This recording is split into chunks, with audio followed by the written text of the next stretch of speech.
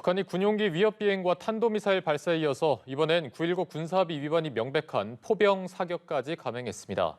북한이 동시다발적 기습 도발을 벌임에 따라 군사합의 파기가 기로에 놓였다는 지적이 나오고 있는데요. 긴장감이 높아지고 있는 국가안보 상황과 함께 우리 군의 대응 방안은 무엇인지 신범철 국방부 차관 직접 모시고 얘기 나눠보는 시간 마련했습니다. 안녕하십니까? 예, 안녕하세요. 네, 반갑습니다. 최근에 이제 북한의 도발이 계속해서 잇따르고 있었는데 어젯밤부터 오늘 새벽까지 거의 무더기 도발이 이어졌습니다. 170여 발의 포사격, 위협 비행, 탄도 미사일 발사까지 있었는데 일단 이렇게 지금 잇따르는 북한의 도발을 어떻게 평가하고 계십니까? 그야말로 총체적 도발 상황이다 이렇게 평가를 하고 있고요.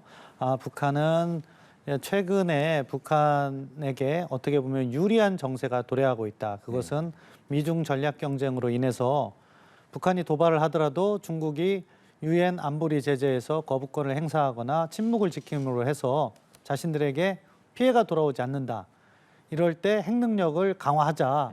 그런 취지로서 연이은 도발을 하고 있고 이 과정에서 대한민국과 한미동맹을 위협하기 위해서 미사일 실험뿐만 아니라 재래식 도발, 이번에 방사포 실험이라든가 또 항공기 위협 비행과 같은 그런 도발을 함께 전개하고 있다.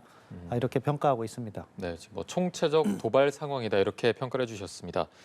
지금 170발의 포 사격을 한 게 명백한 9.19 군사합의 위반이고 이번이 세 번째입니다. 지금 이제 국방부 차원에서 군통신선으로 위반을 지적하는 대북 전통문을 발송을 했는데 이게 지금 답변이 왔습니까? 아직 제가 올 때까지는 오지 않았습니다. 아마 그리고 안 올 가능성이 높다고 보고요. 지금 북한이 취하고 있는 태도를 보면은 자신들의 일방적인 주장 그리고 일방적인 핵능력 강화로 가고 있다. 그렇기 때문에 우리의 요구에 응하지 않을 가능성이 높다고 봅니다. 이번에 9.19 합의 위반은 너무나도 명백한 것이 서해 완충구역에서 포사격을 하지 않기로 규정되어 있는데 포사격을 했거든요. 네. 정말 북한이 한반도 정세를 자신들이 어지럽힐 수 있다 하는 위협을 통해서 한국 정부와 한미동맹을 압박하고 있다 이렇게 평가합니다. 보통 이제 북한이 이런 통신문을 발송했을 때 답변하지 않는 경우가 많아서 국방부도 이런 전통문을 발송할 때 어떤 대답을 기대하고 발송을 하는 걸까요? 그래도 원칙적인 부분에 있어서 우리가 발송조차 하지 않으면 우리의 권리를 행사하지 않는 거거든요. 그러니까 전달하는 것이 맞다고 보고요. 다만 북한이 어떻게 행동할 것인가는 우리가 예상을 하면서 단계적으로 대응을 해야 된다고 봅니다. 네, 이제 북한이 계속해서 일방적 주장을 하고 있다 이렇게 말씀해 주셨는데 이제 북한의 입장은 우리가 먼저 그런 도발을 감행을 해서 거기에 대한 대응 차원으로 이런 미사일 발사라던가를 했다는 주장이거든요. 북한의 주장은 어떻게 보십니까? 앞뒤가 뒤바뀐 거죠. 사실 올 연초부터 전례 없이 많이 도발을 하고 있습니다. 20여 차례 미사일 도발과 방사포 도발을 하고 있는 거예요. 우리는 그러한 북한의 도발에 대응하기 위해서 한미 연합방위 체제를 튼튼히 하고 연합훈련을 정상화한 거죠. 그런데 그것을 마치 한미가 북한을 자극해서 자신들이 도발한 것처럼 어떻게 보면 덮어씌우기를 하고 있는데요.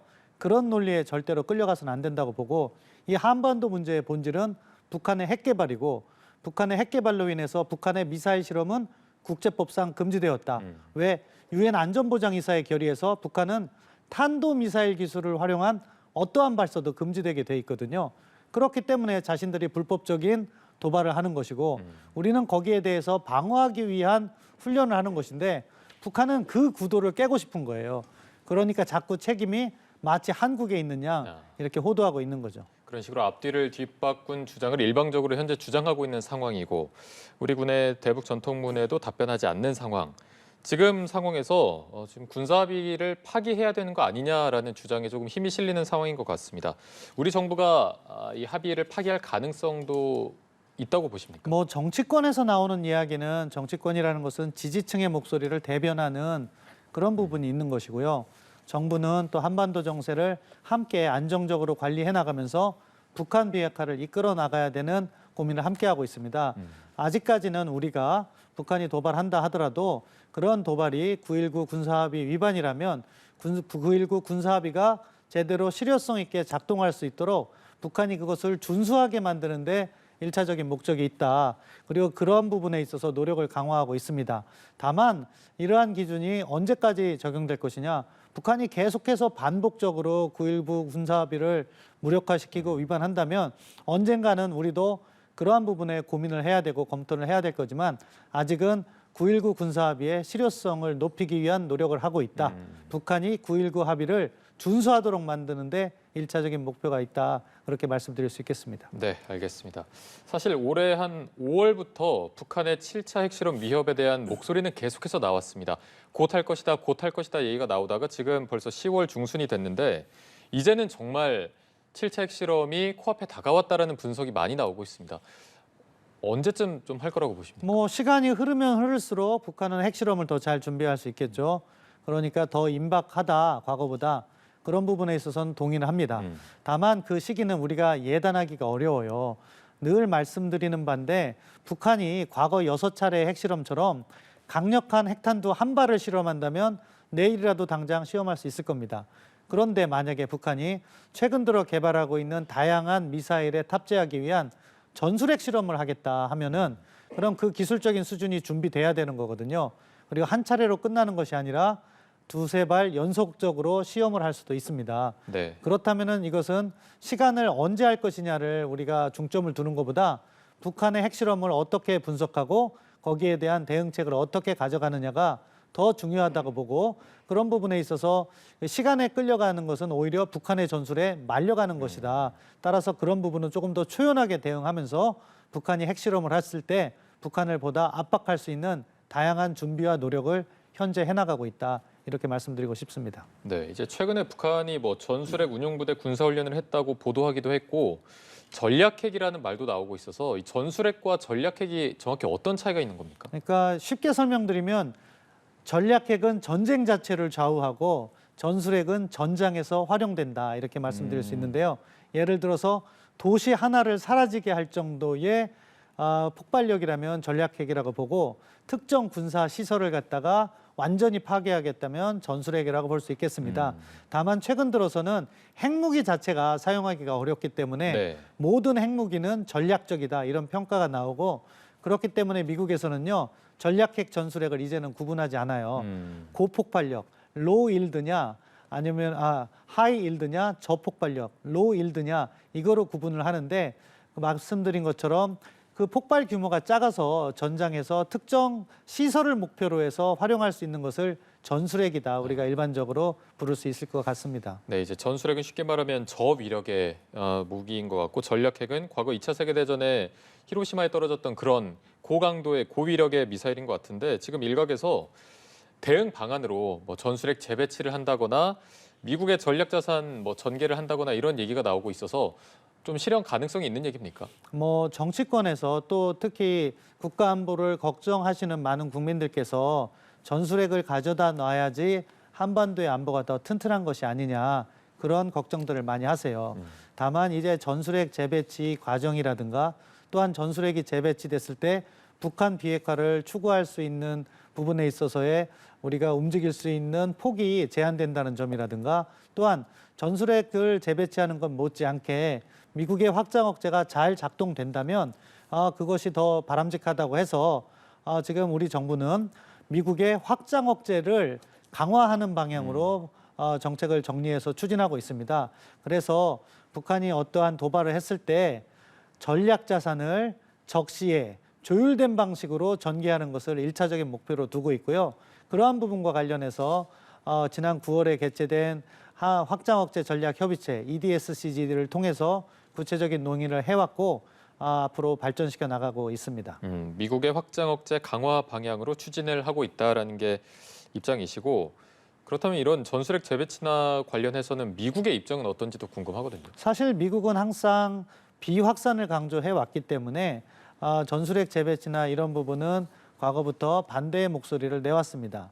물론 그렇지만 우리의 국가 이익이 더 중요한 것이고 우리가 정말 필요하다면 미국을 설득할 수 있다고 봐요. 하지만 지금 단계에서 전술핵을 재배치하기보다는 전략 자산을 적시적이고 조율된 방식으로 전개하면서 우리의 안보 이익을 튼튼히 하고 나아가서 북한을 더 압박해서 비핵화 대화로 끌고 나오는 것이 현 시점이 아니라 장기적인 관점에서 더 필요하다. 그렇기 때문에 저희는 확장 억제 강화에 방점을 두고 있습니다. 네, 알겠습니다.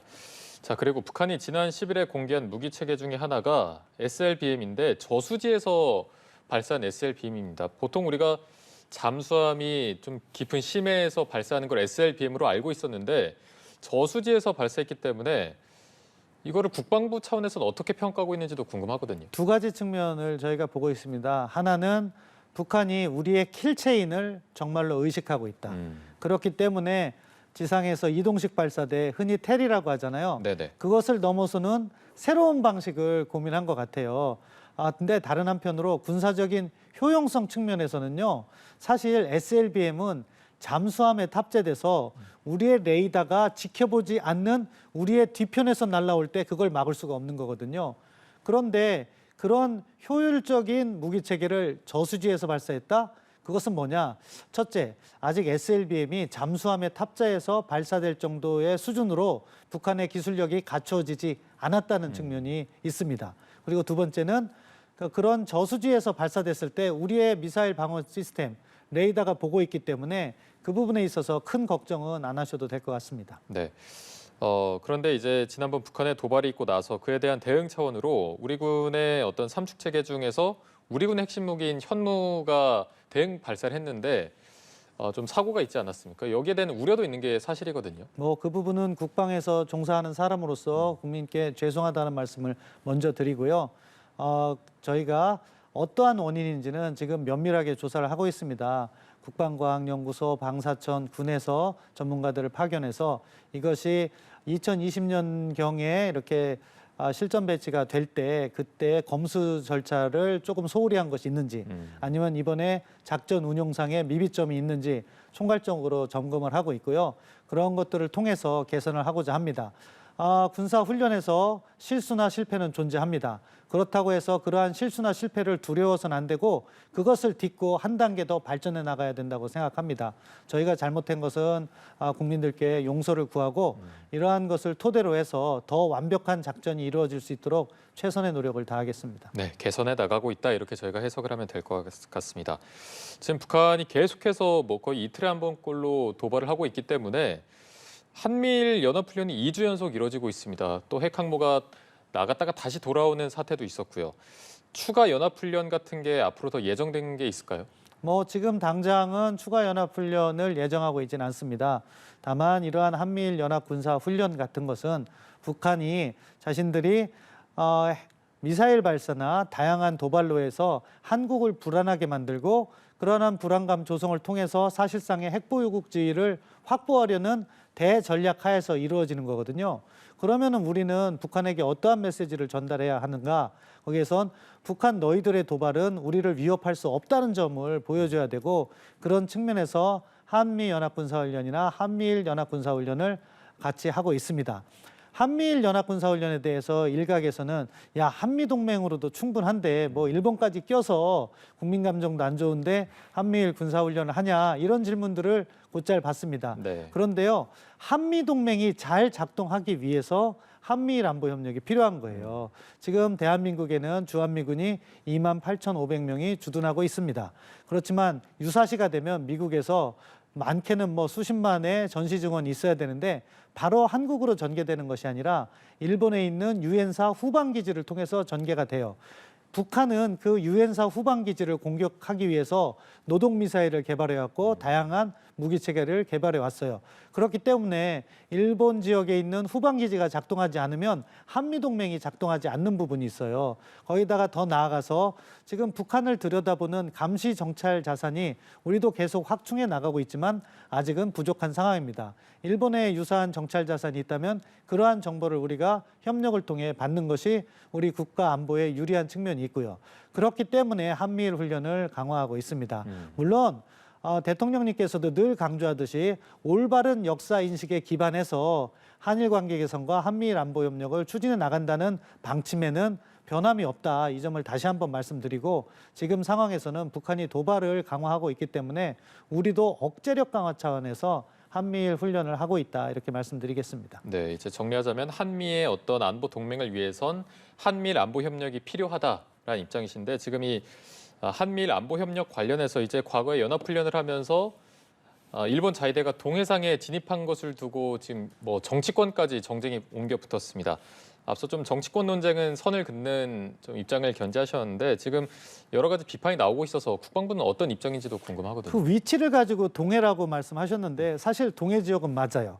그렇지만 독도에서 180km 정도, 175km인가 떨어져 있고 네. 일본 본토에서는 120km 정도 떨어져 있어요. 그럼 오히려 사실은 일본이 우리 대한민국 해군이 일본 가까이 왔다 이렇게 해야 될 정도로 사실은 독도보다는 일본에 가까웠으니까 동해지만 그 정도 지역에서 훈련하는 것은 사실은 뭐 큰 문제는 저희는 없다고 판단하고 있습니다. 네, 알겠습니다. 저희가 안보 얘기를 나누고 있었습니다만 국방부 차원에서도 나오셨기 때문에 저희가 관련해서 여러 가지 사안을 좀 여쭤보도록 하겠습니다. 지금 또 논란이 되고 있는 부분이 병영생활관 개선에 배정됐던 예산이 그 대통령실 국방부 청사로 옮기는 데 썼다. 이런 논란이 뜨거워서 지금 뭐 해명으로는 장병 복지 사업에 미치는 영향은 없다라고 해주셨는데 설명을 조금 더 저희가 네. 들어보겠습니다. 그러니까 그 예산이 우리가 장병에게 돌아갈 혜택을 줄여서 사용한 것이 아닙니다. 그러니까 군 시설 관련해서 설계비 예산이라는 게 있어요. 근데 이것을 갖다가 다 이렇게 계약을 할 때 입찰을 하지 않습니까? 네. 그러면은 저희가 예상된 금액보다는 조금 낮게 집행이 돼요. 계약이 되죠. 그럼 남은 집행 금액, 집행 잔액이 있잖아요. 그럼 그 집행 잔액은 2월이 되게 돼 있는데 경우에 따라서는 적정한 절차, 뭐 때로는 기재부, 때로는 행정안전부의 승인을 거쳐서 전용을 할 수가 있습니다. 그런데 그 남은 금액을 가지고 이번에 저희가 그러한 프로세스, 절차를 거쳐서 사용한 거기 때문에 우리가 병사들에게 돌아갈 복지 혜택을 줄인 것은 전혀 아니라고 말씀드리고요. 필요한 돈을 필요한 절차에 따라서 사용한 것이다. 그러니까 국민께서 그 부분에 대해서는 오해가 없으시고 너무 걱정 안 하셔도 된다고 말씀드릴 수 있겠습니다. 네, 그 논란이 됐던 금액이 6억 8천만 원. 이 예산이 만약에 대통령실 이전이 안 되었더라면 원래는 어디에 쓰였을 금액인가요, 이게? 원래는 남은 금액이기 때문에 그러니까 2월 내년도로 되거나. 2월 되겠죠. 예, 그런데 필요한 돈을 지금 집행한 거죠. 그러니까 어떻게 보면 저희가 그 시설이 필요하기 때문에 내년도 예산에 편성될 수 있을 것을 우리가 전용해서 금년에 활용했다. 이렇게 보시면 될 것 같습니다. 네, 알겠습니다.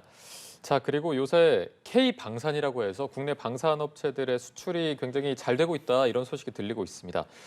앞으로 더 좀 발전이 되고 K방위가 더 널리 퍼지려면 국방부 차원에서 어떤 지원이 더 예정돼 있고 앞으로 할 계획이십니까? 사실은 방산 계약은 방산 업체, 기업이 수출하는 부분이 있기 때문에 국방부가 그것을 직접적으로 지원하는 것은 제한이 있습니다. 다만 정부 차원에서 결국 방산이라는 것은 전략적인 부분이 있기 때문에 국가 대 국가 관계의 신뢰를 높이고 나아가서 우리 무기체계의 우수성은 우리 국방부 차원에서 얼마든지 홍보할 수 있거든요. 그러한 부분에 있어서 저희가 보다 적극적인 노력을 전개하고 있습니다.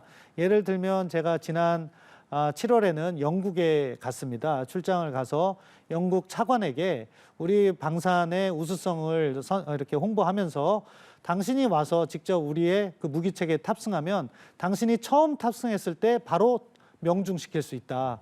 그러니까 깜짝 놀라더라고요. 그런 식으로 해서 우리의 무기체계의 우수성을 홍보하는 역할은 국방부가 적극적으로 하고 있고 이러한 노력과 우크라이나 전쟁이라는 특수성 등을 해서 그 유럽 국가들이 많이 걱정을 하고 어떻게 보면 전력을 보강하려고 하고 있어요. 그런 부분과 잘 연계하면서 우리가 방산 수출을 늘려나가고 있다. 이렇게 말씀드릴 수 있겠습니다. 네.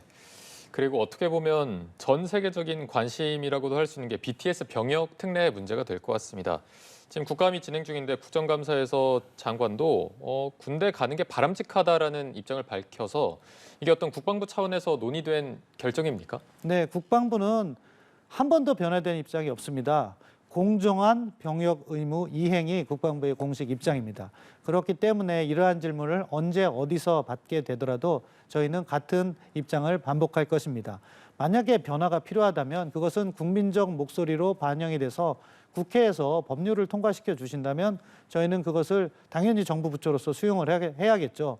다만 이러한 것들이 공정한 병역 의무를 집행해야 되는 국방부에서 먼저 나올 수 없다는 점은 분명히 밝혀두고 국방부는 공정한 병역 의무 이행 이 부분을 앞으로도 계속해서 관리해 나갈 것입니다. 네, 어쨌든 국방부는 계속해서 한결같은 입장을 견지해 왔다는 입장이시고요. 그리고 또 군 차원에서 뼈아픈 질문이 될 수도 있는데 고 이해람 중사 사건이 발생하고 나서도 어떤 국내에서 성범죄 대응이 미흡하다라는 지적이 나오고 있습니다. 지금 군 내에서의 이런 성범죄 문제 어떻게 파악하고 계십니까? 예, 뭐 그 부분과 관련해서 저도 차관 취임 이후에 많은 노력을 기울였어요. 그렇지만 여전히 문제가 존재하는 것은 사실입니다.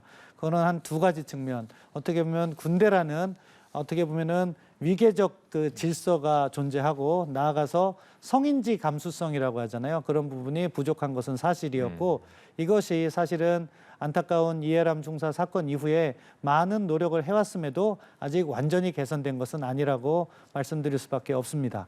다만 이것을 개선하기 위한 여러 가지 정책이 전개되고 있고 지금 현재 제가 파악하는 바로는 이것이 위에서 좋은 정책은 만들어지고 있는데 저 밑에 병사까지 꾸준히 내려가서 흡수되기에는 약간 시간이 더 걸리는 것 같아요. 그 부분을 위해서 더 노력할 것이고 교육이라든가 다양한 프로그램을 저희가 준비해서 앞으로 이런 것을 근절하기 위해서 더 많은 노력을 전개하도록 하겠습니다. 네, 알겠습니다. 전반적인 국방 차원의 사안까지 짚어봤습니다. 신범철 국방부 차관 직접 모시고 얘기 나눠봤습니다. 오늘 고맙습니다.